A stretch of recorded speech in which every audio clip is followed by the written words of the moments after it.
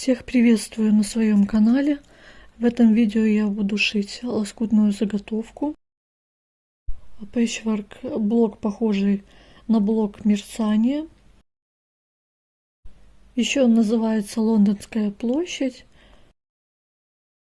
Но мне он больше похож на мерцание. Вот этот блок очень красиво смотрится на лоскутных одеялах. Приятного просмотра!